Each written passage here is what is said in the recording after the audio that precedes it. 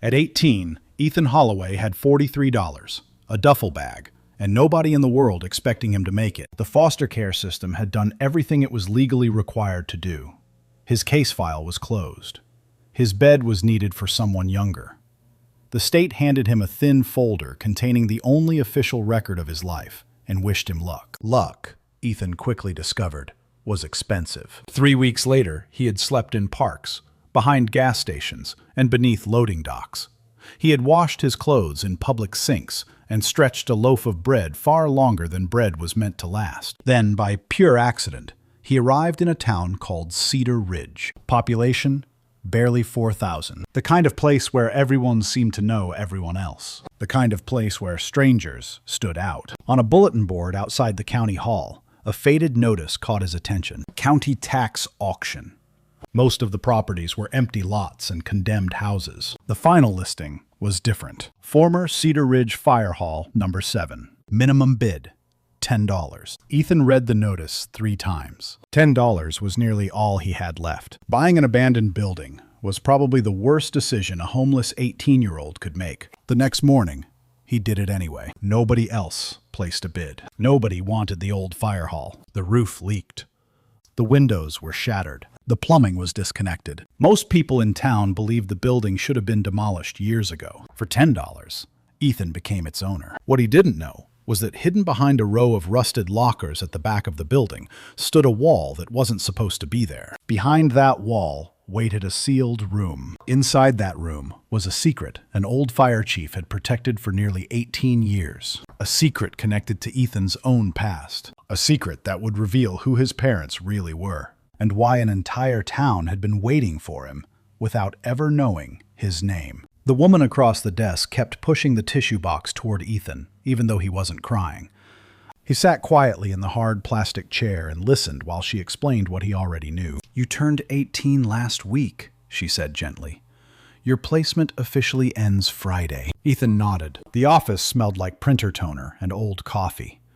Behind the woman, dozens of manila folders filled metal filing cabinets. Lives reduced to paperwork. His was one of them. "Do you have any questions?" she asked. She slid a thin folder across the desk. Everything known about Ethan Holloway fit inside something thinner than a magazine. He opened it. A birth certificate. No father listed. Mother. Unknown. A faded intake record from when he entered state custody as an infant. 7 foster homes. 5 schools.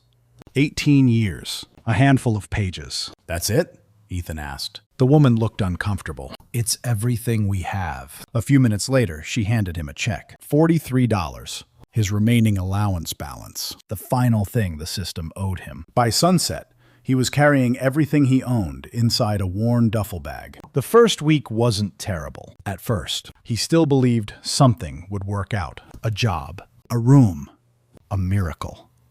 By the second week, hope had become arithmetic. Every sandwich cost money. Every bus ride cost money. Every day reduced the number in his pocket. By the third week, he had $19 left. $19 between himself and complete failure. He spent nights beneath awnings and mornings searching for somewhere he wouldn't be asked to leave. Then came the truck driver. The man never asked questions. He simply offered Ethan a ride south. Hours later, the truck pulled off the highway and stopped near a small town surrounded by rolling hills and farmland. A weathered sign welcomed visitors. Cedar Ridge.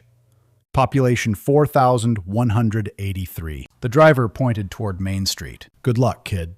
Ethan thanked him and climbed down. The town looked old, not abandoned, just forgotten. A hardware store stood across from a diner. A church bell tower rose above the rooftops. The county hall sat near the center of town. A bulletin board outside caught his attention. He almost kept walking. Instead, he stopped. And that's when he saw the auction notice. 24 hours later, Ethan sat in the last row of folding chairs outside the county hall. Local investors chatted comfortably while waiting for the auction to begin. The properties sold one after another. Lots, houses, storage buildings. Then the clerk cleared his throat. Final property. Former Cedar Ridge Fire Hall number 7. Several people chuckled. One man shook his head. The clerk continued reading. Minimum bid, $10. Silence. No hands went up. The silence stretched. Ethan looked down at the crumpled $10 bill in his hand. Then he raised it. The crowd turned. The clerk blinked. $10 from the young man. More silence. Going once. Nobody moved. Going twice. Still nothing. Sold. The gavel struck. Just like that, Ethan Holloway became the owner of a fire hall nobody wanted. As evening settled over Cedar Ridge, he stood alone in front of the abandoned brick building, holding a single key. The structure looked tired. Broken windows, rusted bay doors, weeds growing through cracked concrete. Yet something about it felt solid, like it was waiting. Ethan unlocked the side entrance and stepped inside. Dust floated through the fading sunlight. The truck bay stretched before him, and far in the back of the building, beyond the hallway and bunk room, 6 rusted lockers stood against a wall that didn't quite match the rest of the building. Ethan stopped. Something about it felt wrong. He couldn't explain why. But for the first time since arriving in Cedar Ridge, curiosity felt stronger than fear, and that strange wall would change everything. Ethan stood in the back of the fire hall, staring at the wall. The rest of the building was constructed from old red brick. Every hallway, every room, every exterior wall followed the same pattern. Time had darkened the mortar, but the materials matched throughout the structure. This wall was different. Gray cinder blocks. Newer mortar. Different texture. Someone had built it long after the fire hall was originally constructed. The 6 rusted lockers standing in front of it only made it stranger. Ethan walked closer. The beam of his flashlight swept across the surface. Nothing. No markings. No obvious doorway. Yet something about it bothered him. He knelt and examined the base of the wall. That was when he noticed the gap. Barely half an inch. Most people would have ignored it. Ethan didn't. Years in foster homes had taught him to notice things. Patterns. Changes. Details. He lowered himself onto one knee and pressed his fingers toward the opening. A cool stream of air touched his skin. Ethan froze. There was space behind the wall. A hidden room. He stood immediately and grabbed one of the lockers. The metal door rattled loudly. Dust exploded into the air. He pulled harder. Nothing moved. The lockers weren't simply standing against the wall. They were bolted to the floor. Whoever had hidden whatever was behind them had made sure nobody could move them easily. The following morning, Ethan crossed Main Street and entered the hardware store. A brass bell jingled above the door. The shop smelled like sawdust and machine oil. An older man stood behind the counter, reading a newspaper. Broad shoulders. Gray hair. Work-worn hands. The man looked up. "Need something?" he asked. "A socket wrench," Ethan said. The man studied him for several seconds. "You the kid who bought the fire hall?" Ethan nodded. The man smiled faintly. "Town's been talking about that all weekend." He came around the counter. "My name's Samuel Whitaker." "Ethan." Samuel led him down an aisle filled with tools. When Ethan saw the price tag on the socket set, his stomach tightened. $24. More than he could afford. Samuel noticed immediately. "How much money do you have?" Ethan hesitated. $9. Samuel nodded slowly. Instead of putting the tools back, he handed them over. "Bring them back when you're finished." Ethan blinked. "What if I don't?" Samuel shrugged. "Then I was wrong about you." Before Ethan could answer, Samuel grabbed a paper bag from a small refrigerator behind the counter. "Turkey sandwich. Coffee." "I can't pay for that." "Didn't ask you to." For a moment, Ethan simply stared. Nobody had handed him food in weeks. Not without forms. Not without questions. Not without conditions. "Thank you," he said quietly. Samuel waved him toward the door. "Go see what's behind that wall." Ethan stopped. "How did you know?" Samuel smiled. "Because nobody buys a condemned fire hall unless they're looking for something." Back at the station, Ethan ate the sandwich, sitting on the cracked concrete pad outside. Then he went to work. The bolts were rusted solid. Each one fought him.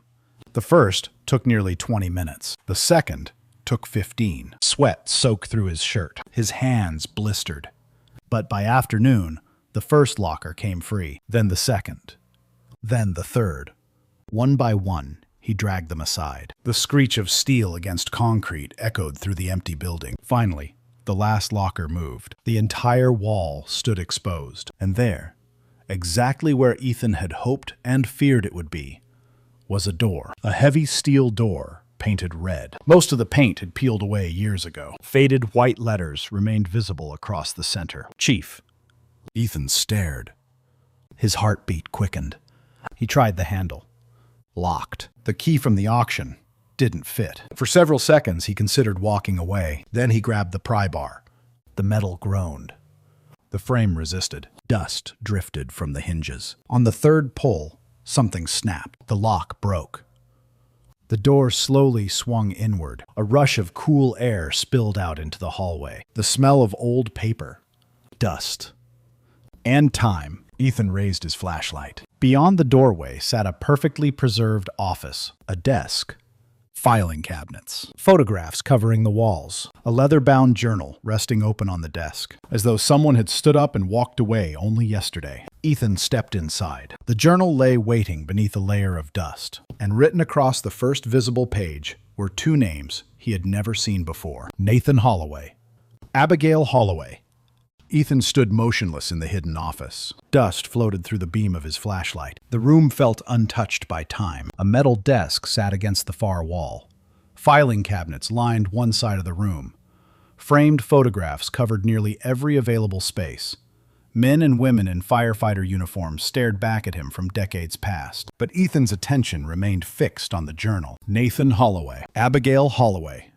The names were written in careful blue ink. He slowly lowered himself into the chair behind the desk. The leather creaked beneath his weight. For some reason, the room felt familiar, despite the fact that he had never seen it before. He opened the journal wider. The handwriting belonged to someone meticulous. Every entry was dated, every page organized. At first, the journal appeared ordinary. Equipment inventories, training schedules, maintenance reports, fundraising events, community breakfasts, volunteer rosters, the daily responsibilities of running a small-town fire hall. Then Ethan noticed something unusual. Certain entries had a small star drawn beside them. The starred pages were different. The writing became more personal, more emotional. The first starred entry he found was dated nearly 20 years earlier. April 18th. Nathan Holloway rebuilt the West Bay door today. Refused payment. Said the station already gave him enough. Ethan frowned. He turned the page. Another star. June 3rd. Abigail stayed 3 hours after training to help Mrs. Foster after her fall. Never asked for recognition. Another page. Another star. September 14th. Nathan and Abigail continue to remind me why volunteer service matters. Ethan kept reading. The names appeared everywhere. Page after page. Year after year. Whoever they were, they had clearly mattered to the man who wrote this journal. A photograph sitting on the desk caught Ethan's attention. He picked it up. A young man and woman stood beside a fire engine. The man had dark hair and broad shoulders. The woman smiled confidently at the camera. Both wore firefighter turnout gear. The back of the photograph carried a handwritten note. Nathan and Abigail. Summer picnic. Ethan stared at their faces. Something stirred inside him. Not recognition. Not exactly, just a strange feeling he couldn't explain. He set the photograph down and continued reading. Hours passed.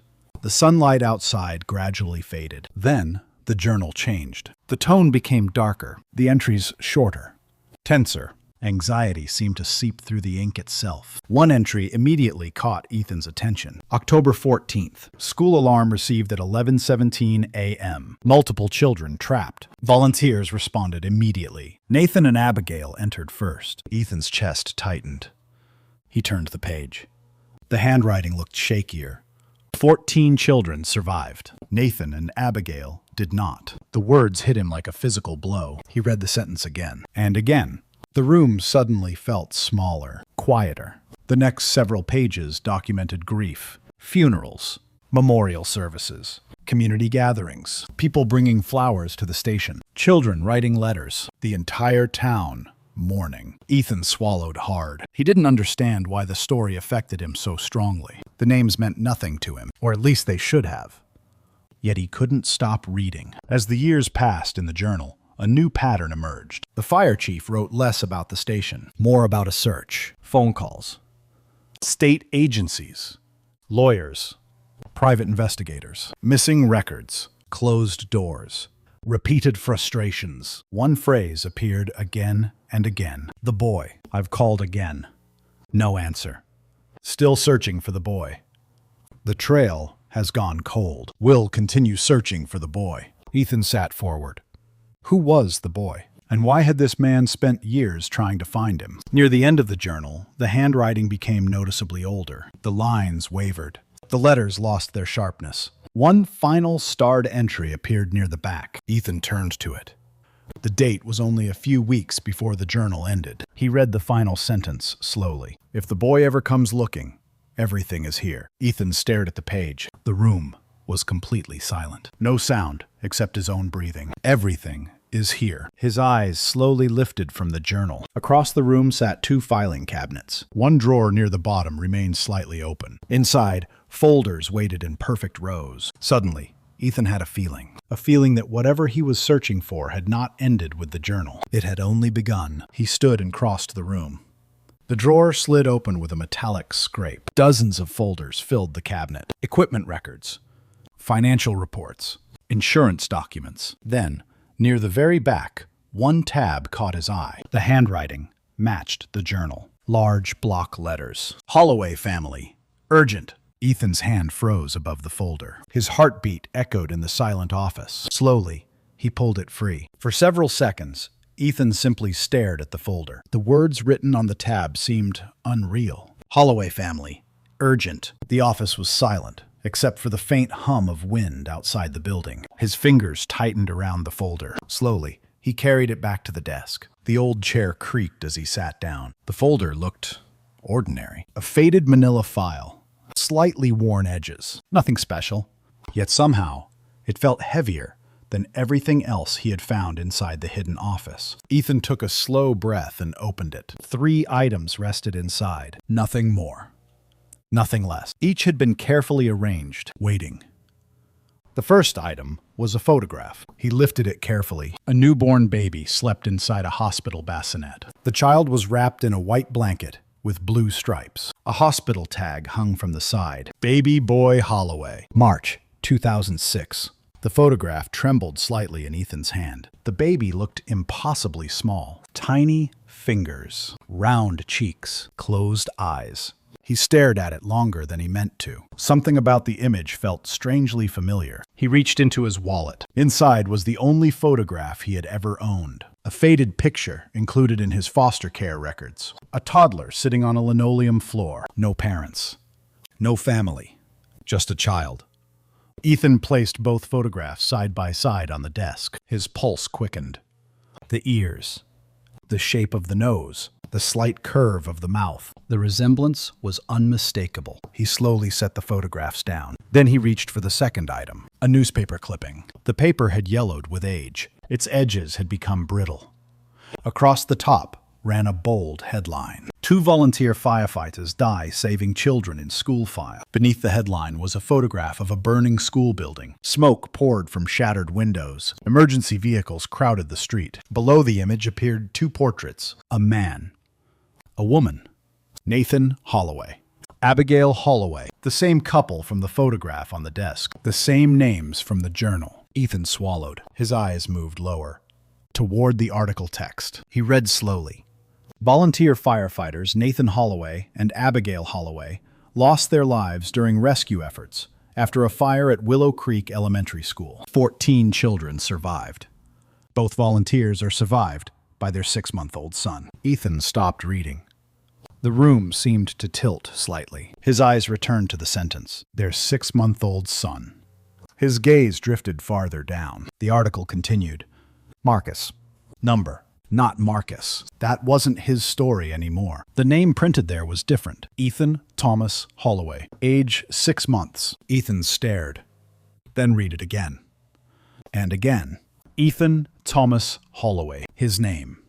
His full name. The exact name printed on his birth certificate. The exact name listed in every foster care file he had ever seen. For several seconds, he forgot how to breathe. The newspaper slipped from his fingers onto the desk. Nathan Holloway.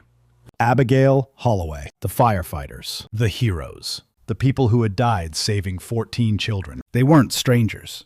They were his parents, his mother, his father. A lifetime of unanswered questions suddenly crashed together inside his mind. Who were they? What had they been like? Had they loved him? Had they wanted him? Every foster child eventually learns to stop asking those questions. The answers rarely come, but now they sat on the desk in front of him. Real. Documented. Impossible to deny. With shaking hands, Ethan picked up the final item, a larger photograph. Printed on thick paper, a young man and woman stood outside the fire hall. Nathan's arm rested around Abigail's shoulders. Both wore turnout gear. Both looked happy. Not posed. Not formal. Just happy. The kind of happiness people rarely realize they're living through while it exists. Ethan turned the photograph over. Handwriting covered the back. Nathan and Abigail Holloway. Fire Hall number 7, September 2005. He stared at the image. Then at the toddler photograph from his wallet. Then back at the picture. For the first time in his life, he could see where parts of himself came from. His father's eyes, his mother's jawline, the shape of his smile. Tiny details he had never understood. Pieces of himself reflected back through two people he had never met. The sunlight outside had begun to fade. Orange light filtered through the office window. Ethan sat silently behind the desk. 3 photographs lay before him. A baby, a mother, a father, an entire family assembled from fragments. 18 years too late. As darkness slowly gathered outside the fire hall, Ethan leaned back in the chair. His eyes drifted toward the journal, toward the years of searching, toward the man who had written every page. Walter Kensington, the fire chief, the man who had spent 18 years trying to find him. And suddenly, Ethan knew there was only one person left who might still know the rest of the story. Walter's widow, Evelyn Kensington. Tomorrow, he would find her and ask the questions he had waited his entire life to ask. Ethan barely slept that night. He remained in the hidden office long after darkness settled over Cedar Ridge. The photographs sat on Walter Kensington's desk. Nathan, Abigail, his parents. The words still felt impossible.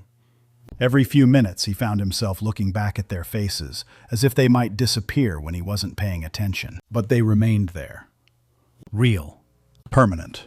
For the first time in 18 years, he knew where he came from. What he still didn't know was who they had been. The next morning, Ethan left the fire hall shortly after sunrise. Samuel Whitaker was unlocking the hardware store when he crossed Main Street. "Mornin'," Samuel called. Ethan stopped. "Do you know where Evelyn Kensington lives?" Samuel looked at him for a moment. Then he nodded. "You found the office." It wasn't a question. Ethan nodded. Samuel pointed east. 3 blocks. White house. Blue shutters. You can't miss it. Ethan thanked him and continued walking. The house appeared exactly where Samuel said it would. A small white cottage sat behind a chain-link fence. Rose bushes lined the front walkway. Some were overgrown. Others still bloomed stubbornly despite the neglect. Ethan climbed the porch steps and knocked. For several moments, nothing happened. Then he heard slow footsteps inside. The door opened. A small woman stood in the doorway. White hair. Wire-framed glasses, sharp blue eyes. She couldn't have weighed more than 100 pounds. For a long moment, she simply stared at him. Then her hand tightened around the edge of the door. "Oh my goodness," she whispered. Ethan opened his mouth. "My name is Ethan Holloway. I know who you are." The words stopped him. The woman blinked rapidly. Tears appeared in her eyes. "You have Nathan's eyes," she said softly. Ethan felt his throat tighten. The woman studied his face as though she were looking at a ghost. "I've been waiting 18 years to meet you." Neither of them spoke for several seconds. Finally, she stepped aside. "Come in." The house smelled faintly of tea and lavender. Family photographs covered nearly every wall. Evelyn led him into a small kitchen and placed a kettle on the stove. Ethan sat quietly at the table. His hands rested in his lap. Suddenly, he felt nervous, as if he were about to hear the answers to questions he had spent his entire life avoiding. Evelyn sat across from him. For a moment, she simply looked at him. Then she smiled, a sad smile, the kind people wear when happiness and grief exist together. "You're taller than Nathan was." Ethan laughed softly, despite himself. That broke some of the tension. "A little. I found Walter's office," he said. "I know." "You knew it was there?" "Of course." She looked toward the window. "Walter built that wall himself." Ethan blinked. "He did?" "He spent weeks hiding that room." "Why?" Evelyn's eyes softened. because he was protecting it for you. The kitchen became very quiet. Ethan stared. For me? She nodded. After Nathan and Abigail died, Walter never stopped searching for their son. The words landed heavily. He really looked for me? Every year. Her voice never wavered. He called agencies, wrote letters, hired investigators, followed every lead he could find. She smiled sadly. Sometimes he'd come home convinced he'd finally found you. What happened? The trail would disappear. Ethan looked down at the table. A lifetime of foster homes suddenly felt different. Somewhere out there, a man he had never met had been searching for him all along. Evelyn reached across the table and gently placed her hand over his. Your parents loved you. The words hit harder than anything else she had said. Ethan looked away. His eyes burned. They did? They adored you.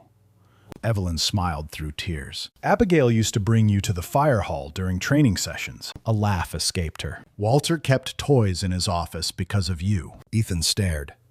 He did? He pretended the toys were for visitors. She shook her head. They were all for you. The kettle began to whistle. Neither moved immediately. The sound filled the room. Finally, Evelyn stood and poured 2 cups of tea. When she returned, her expression had changed. There was something serious in her eyes now. There's something else you need to know. Ethan sat forward. What? Evelyn looked toward the fire hall, visible through the kitchen window in the distance. Before Walter died, he left something behind. She paused. Something he wanted only you to find. Ethan's heartbeat quickened. The office wasn't the final secret. Evelyn slowly reached toward the chain hanging around her neck and pulled a small brass key from beneath her sweater. The brass key looked ordinary, small, worn smooth with age. The kind of key a person might overlook without a second glance. Yet as Evelyn Kensington held it in her palm, Ethan had the unmistakable feeling that his life was about to change again. Walter had trusted her with it for 8 years. 8 years of waiting. 8 years of carrying a secret. He gave it to me a week before he died, Evelyn said quietly. Her fingers closed around the key. He told me to wear it every day. Ethan stared at it. And wait?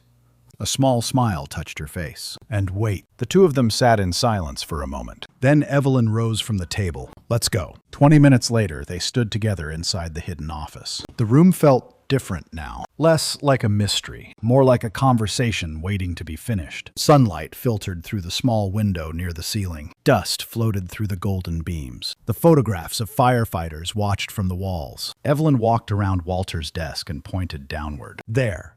Ethan followed her gaze. Beneath the desk sat a gray metal safe bolted directly into the concrete floor. He had noticed it before. But without a key, it had been impossible to open. Now he knelt beside it.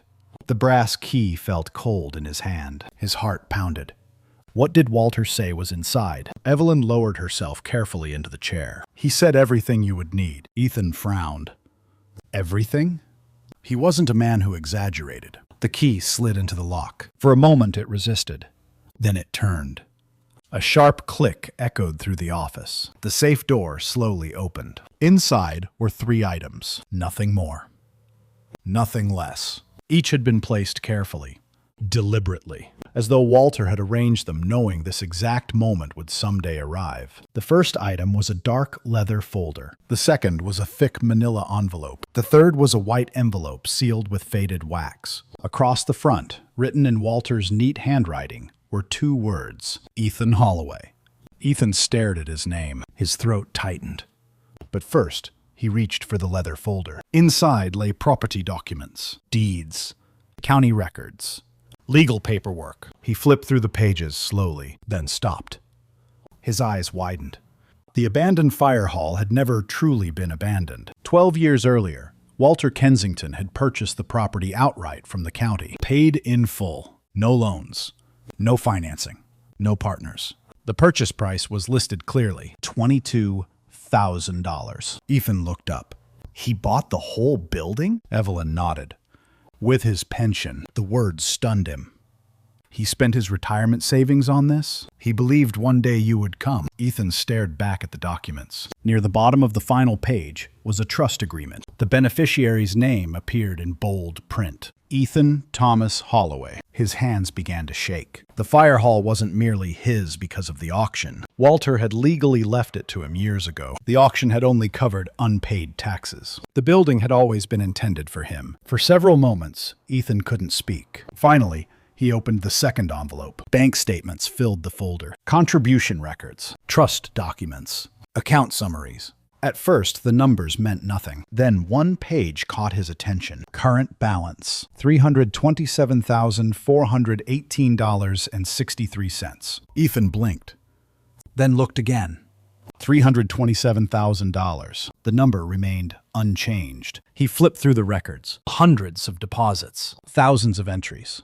Small amounts, added over decades. Fundraisers, community breakfasts, charity drives, volunteer contributions. Every dollar carefully recorded. Every dollar protected. Walter had spent 40 years building something for the town, and after Nathan and Abigail died, he had designated the largest portion for their son. For Ethan, Evelyn watched quietly. He called it a beginning, she said. Ethan slowly lowered the papers. A beginning? He never thought of it as an inheritance. She smiled softly. He thought of it as a second chance. The room fell silent. The photographs on the wall seemed to watch from another lifetime. Ethan looked down. Only one item remained unopened. The white envelope. The one with his name written across the front. Walter's final message. The last thing the old fire chief had prepared before his death. Ethan carefully picked it up. The paper felt fragile. The wax seal cracked beneath his thumb. For a moment, he hesitated, because somehow, opening this letter felt different from opening any file. This wasn't paperwork. This wasn't history. This was personal. A conversation 18 years in the making. Slowly, Ethan unfolded the pages inside. The familiar blue handwriting filled both sides. Walter Kensington's words, waiting all this time to finally reach him. Ethan unfolded the letter carefully. The paper crackled softly in his hands. Walter Kensington's handwriting filled both pages. The blue ink had faded over the years, but every word remained clear. For a moment, Ethan simply stared. Then he began to read. Dear Ethan, I don't know how old you'll be when you find this. I don't know what kind of man you'll become. Truthfully, I don't even know if you'll ever read these words. But if you are reading them, then the fire hall found you. And that means I was right to wait. Ethan swallowed. The office was silent. Across the desk, Evelyn sat quietly with tears already gathering in her eyes. He continued, Your parents were Nathan and Abigail Holloway. Nathan was one of the finest men I've ever known. Abigail was one of the bravest. Together, they made everyone around them better. They served this community because they believed people should help each other whenever they could. Not because they were asked. Not because they were paid. Because they believed it was the right thing to do. When you were born, they brought you to the station every chance they got. You spent more time sleeping in my office than some of our volunteers spent training. A faint laugh escaped Evelyn. She wiped at her eyes. Ethan smiled, despite the tightness in his chest. Then he read on. The day of the school fire changed everything. 14 children were trapped. Your parents entered the building without hesitation. They saved every one of those children. Every single one. People will tell you your parents died in a fire. That isn't true. Your parents died saving lives. There is a difference. Never forget that. Ethan paused. The words settled heavily inside him. For 18 years, he had known nothing. Now he was discovering that his parents had died as heroes. Not forgotten people. Not abandoned people. Heroes. He continued. Afterward, I tried to find you. I called agencies. I hired investigators. I followed every lead I could find. For years, I believed I was one phone call away from bringing you home. Then the trail would disappear again. I never stopped looking. Not once. If I failed, it wasn't because I quit. It was because the world sometimes places walls between people that determination alone cannot cross. Ethan lowered the paper briefly. A strange emotion moved through him. Not sadness. Not exactly. Something deeper. For years, he had assumed nobody had searched for him. Nobody had wanted him. Nobody had cared. Now he knew that wasn't true. Walter had spent nearly 2 decades trying to reach him. He read the final section. The fund belongs to you now. Not because of charity. Not because of pity. Because your parents earned it. Every firefighter who contributed knew that part of the fund was being saved for Nathan and Abigail's son. Nobody objected. Nobody questioned it. The entire station wanted you to have a future. If you are reading this, then you finally have one. Use the money wisely. Help people when you can. Protect this building if it still stands. It contains the best parts of the people who built it. Most importantly, remember this. You were loved from the moment you were born. From the day your parents carried you through these halls. From the day I first held you in my office. You were loved. And you were never forgotten. Walter Kensington. The room became very quiet. Ethan stared at the final words. You were loved. The sentence blurred slightly. For the first time since entering the hidden office, he allowed himself to feel everything. The confusion, the grief, the relief, the years of unanswered questions. He folded the letter carefully, not because it was fragile, because it mattered. Evelyn reached across the desk and squeezed his hand. He believed you'd come, she said softly. Ethan nodded. So did you.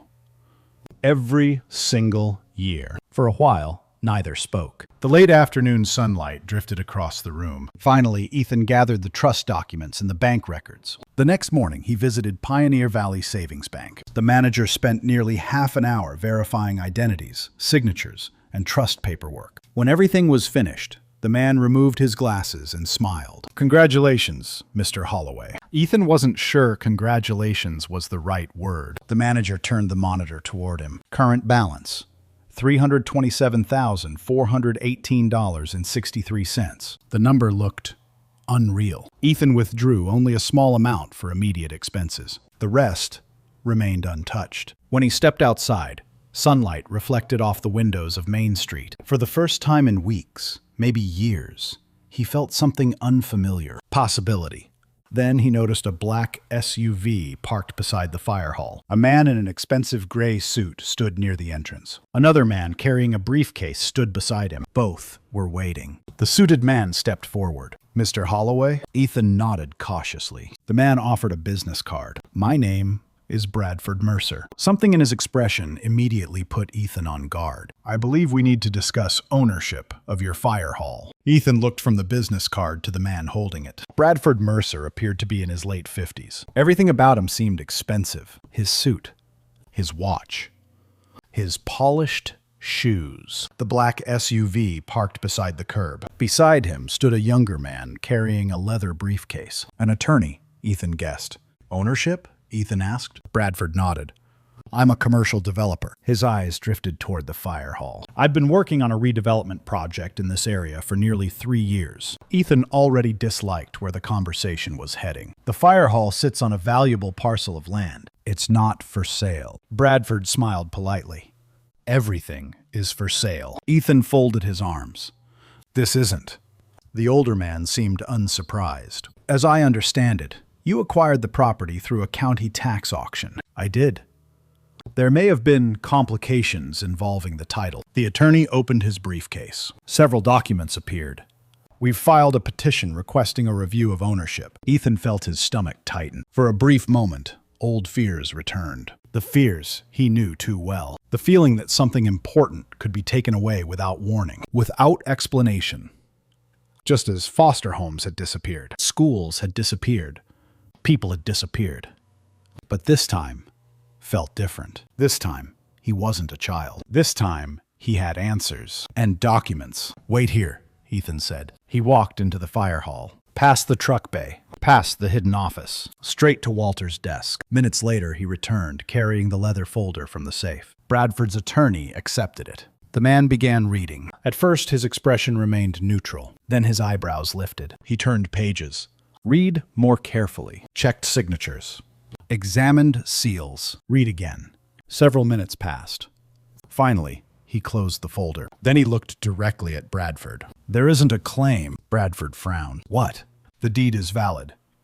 The attorney tapped the folder. Walter Kensington purchased the property outright 12 years ago. He opened the folder again. The trust is properly recorded. He pointed toward Ethan. The beneficiary is Ethan Holloway. Bradford's expression hardened. The attorney continued.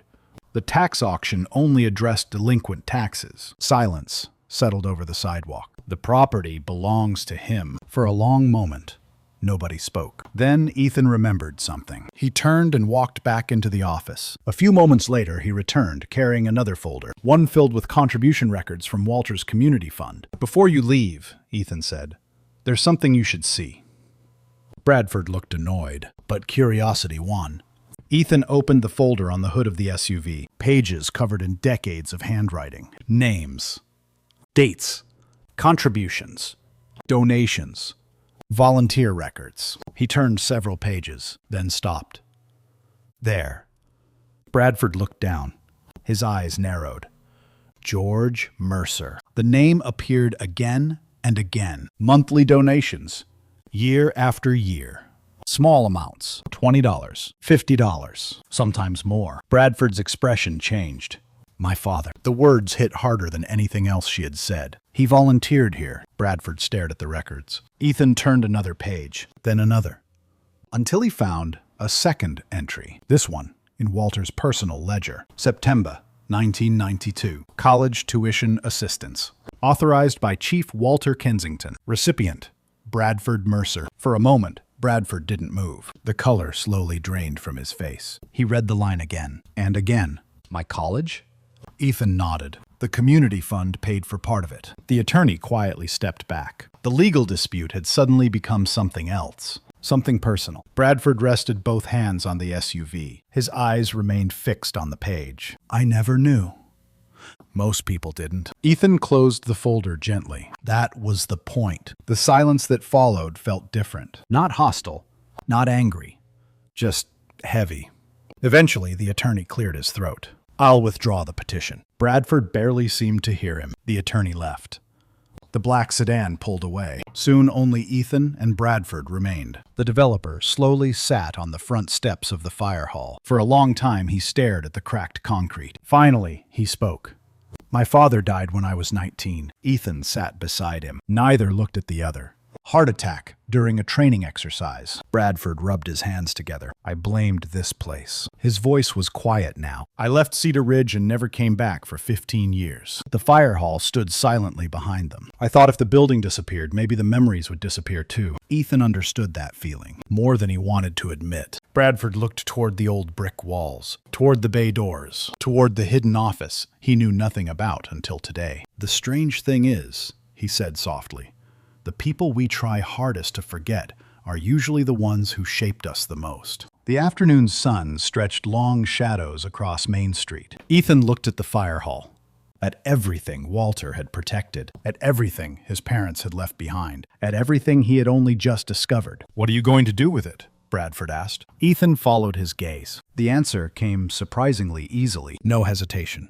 No uncertainty. For the first time in his life, he knew exactly what he wanted. He looked at the old fire hall, then smiled.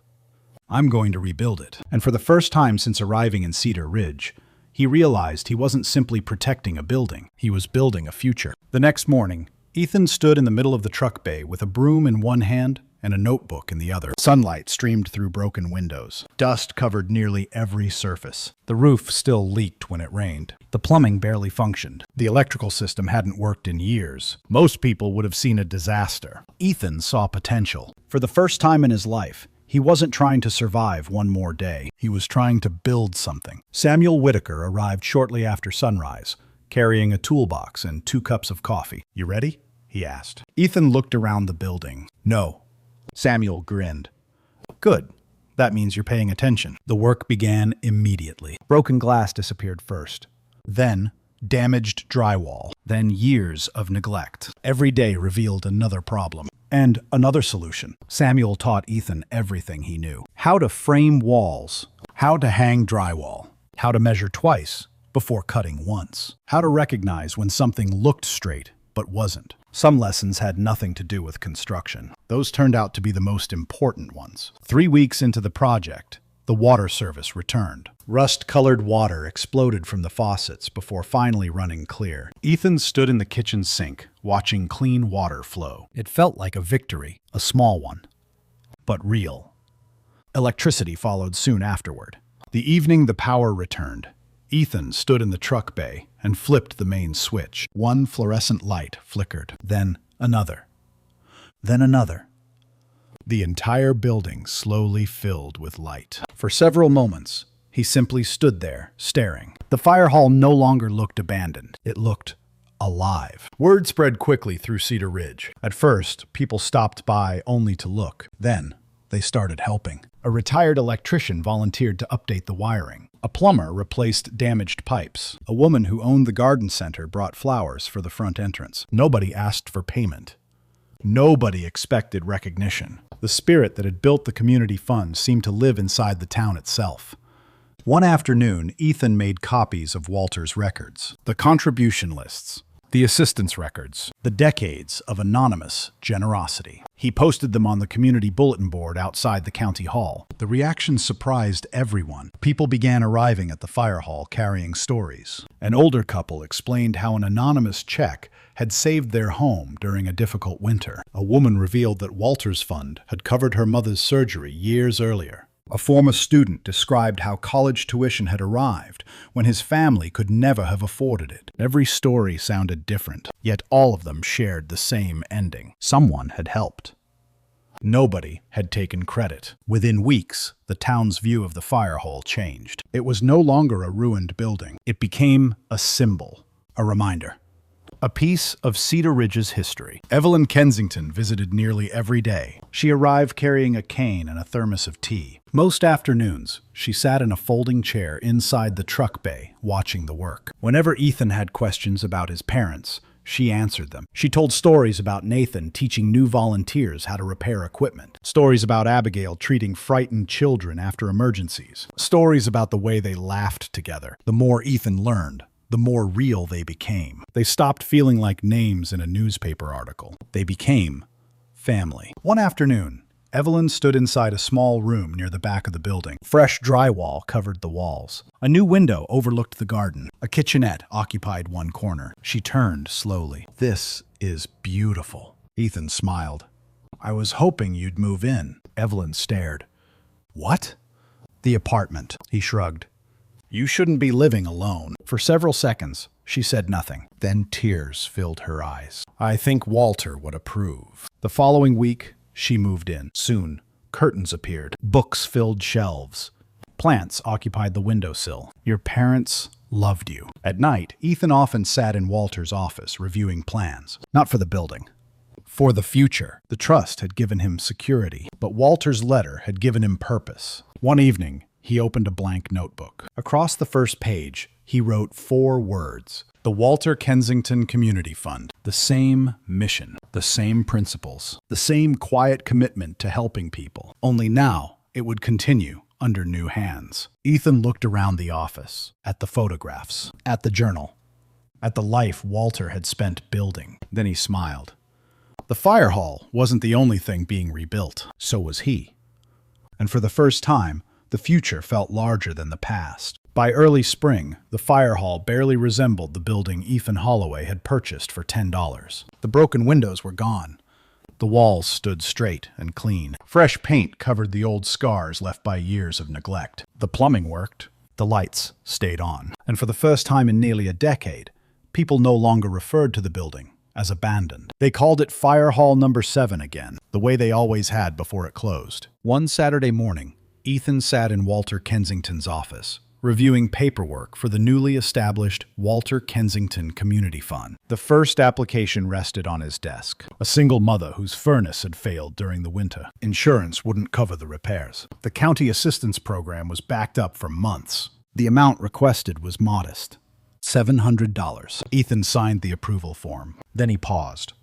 For a moment, he looked at Walter's journal sitting beside him. 40 years of helping people, quietly, without recognition, without expecting anything in return. The check felt less like charity and more like a continuation, a promise being kept. Outside, Laughter echoed through the truck bay. Evelyn had become part of daily life at the fire hall. She tended a garden in the side lot, where cracked concrete had once collected weeds, tomatoes, peppers, basil, flowers.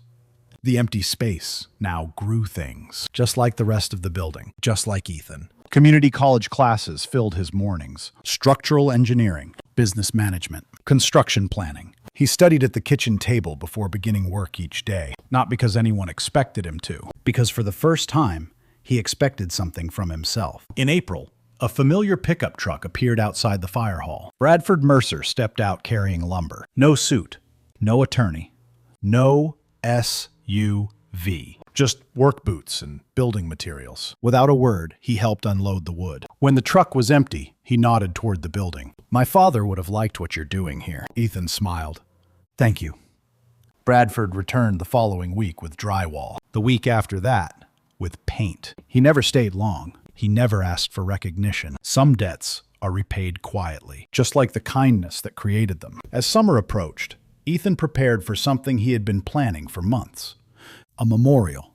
Near the front entrance, he installed a polished brass plaque. The words engraved into the metal gleamed beneath the sunlight. "In memory of Nathan Holloway and Abigail Holloway, volunteer firefighters, who gave their lives saving 14 children at Willow Creek Elementary School. October 14th, 2006. Their courage is remembered. Their legacy lives on." Below the inscription appeared the names of all 14 children they had saved. Children who were now adults, people with families, careers, lives. Lives that existed because two young firefighters had refused to walk away. The dedication ceremony took place on a warm Saturday afternoon. Nearly the entire town attended. Families filled the concrete pad outside the fire hall. Children played near the garden. Old volunteers stood together sharing memories. Samuel Whitaker leaned against the bay door. Bradford stood near the back. Evelyn sat in the front row. When the time came, she slowly rose with the help of her cane. The crowd fell silent. For a moment, she simply looked at Ethan. Then she began speaking. "Most of you knew Walter Kensington." Several people nodded. "He spent 18 years searching for a little boy." Ethan felt every eye turned toward him. He believed that someday the boy would find his way home. Evelyn's voice trembled slightly. But Walter wasn't the only one waiting. The crowd remained completely silent. She pointed gently toward Ethan. "This young man lost his parents when he was 6 months old." A few people lowered their heads. "He spent 18 years searching for where he belonged." Tears glistened in Evelyn's eyes. Neither of them knew it, but they were searching for each other. For several seconds, nobody spoke. Then applause began. Ethan looked away. His eyes burned. Heartfelt. Soon the entire crowd joined in, not celebrating, remembering, honoring, welcoming. After the ceremony, people stayed for hours. Tables appeared inside the truck bay. Food covered every available surface. Children ran through the open doors. Laughter echoed beneath the restored ceiling. The building lived again. That evening, after everyone had gone home, Ethan climbed onto the roof. The sun was sinking behind the hills surrounding Cedar Ridge. Golden light washed across the town. Below him, Evelyn sat reading on the front steps. Across the street, Samuel locked the hardware store and waved. Ethan waved back. The brass bell above the entrance gleamed in the fading sunlight. He reached into his wallet. The old photograph remained there. The suited man stepped forward, the only image he had carried through foster homes. Ethan nodded cautiously. The man offered a business card. "My name is Bradford Mercer. 3 lives connected by a single story. A child, a mother, a father." And beneath them stood the fire hall. Warm light glowed from every window. The front doors remained open, welcoming, steady, home. For 18 years, Ethan Holloway had believed he was alone. He had believed nobody was waiting. Nobody remembered. Nobody cared. He had been wrong. A fire chief had searched for him. A town had unknowingly protected his inheritance. A community had preserved the memory of his parents. And 2 people who loved him had left behind a legacy strong enough to guide him home. The evening breeze moved gently across the rooftop. Ethan leaned back and looked at the darkening sky. The building beneath him felt solid, certain, permanent. For the first time in his life, he wasn't wondering where he would sleep tomorrow. He wasn't wondering where he belonged. He already knew. The fire hall stood steady beneath him. The door was open. The light was on. And home was waiting inside.